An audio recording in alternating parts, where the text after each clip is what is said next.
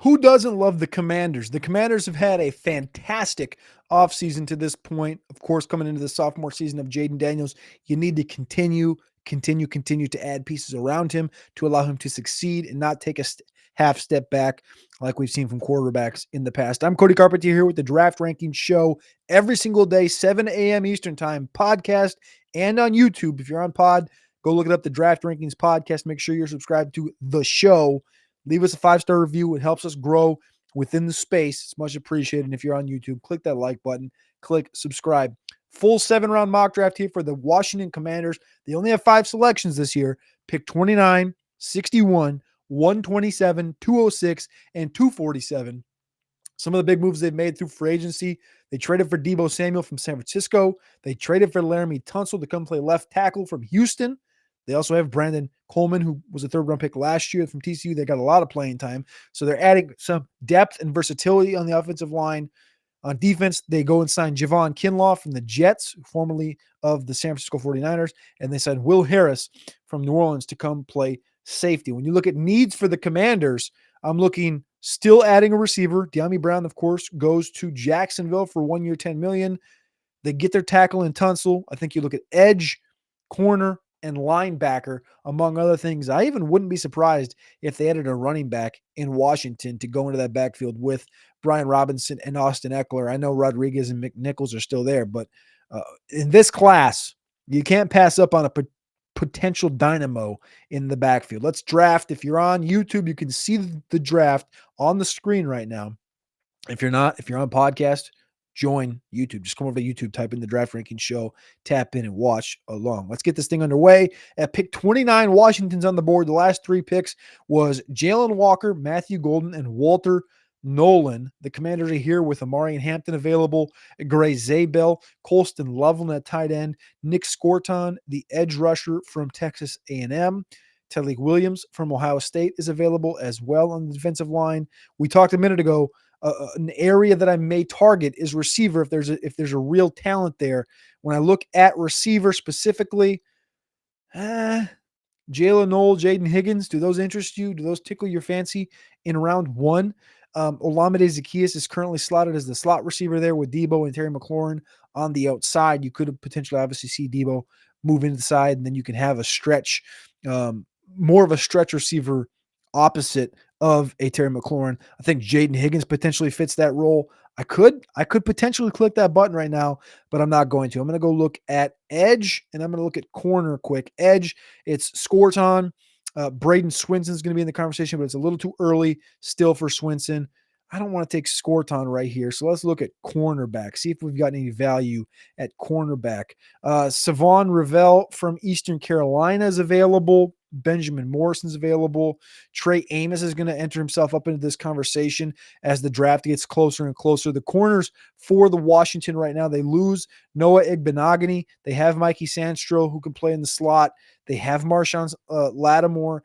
Benjamin St. Juste from Minnesota is gone. Mike Davis is a free agent. They need a corner, I think maybe worse than anything.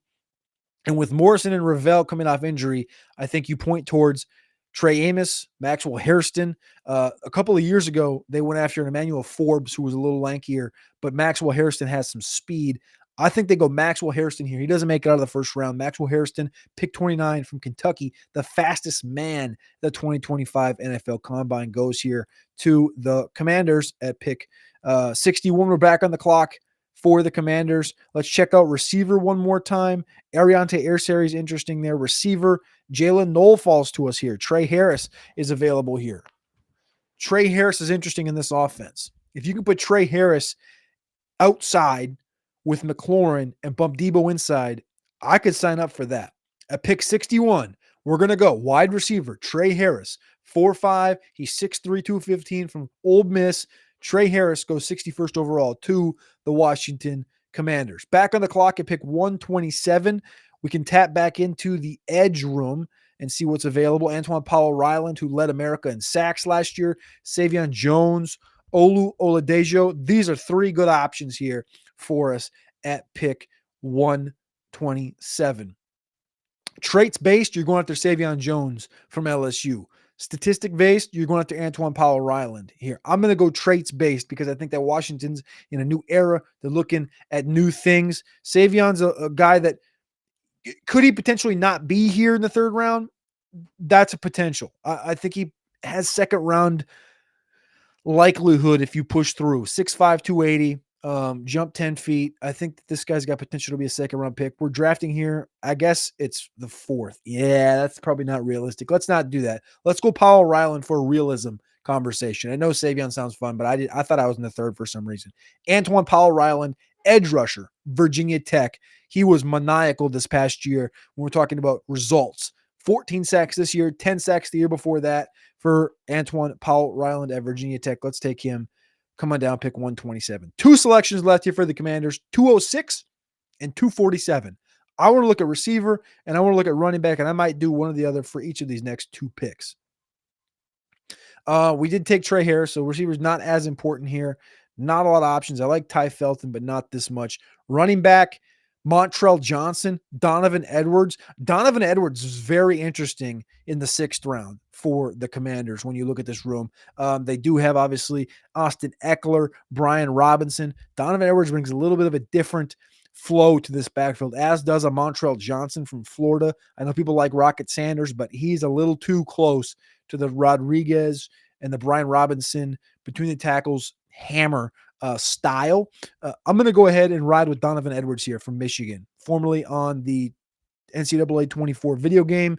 Let's go ahead and bring him on down, join the roster. Here in round 7, pick 247 overall.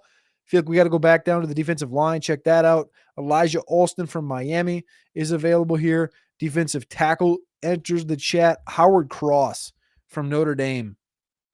I know they brought in Javon Kinlaw. They got Deron Payne. They drafted Jerzon Newton last year. They brought in Clellan Ferrell, who can play inside and outside. It never hurts to continue to add depth there. We'll look at the linebacker position one last time.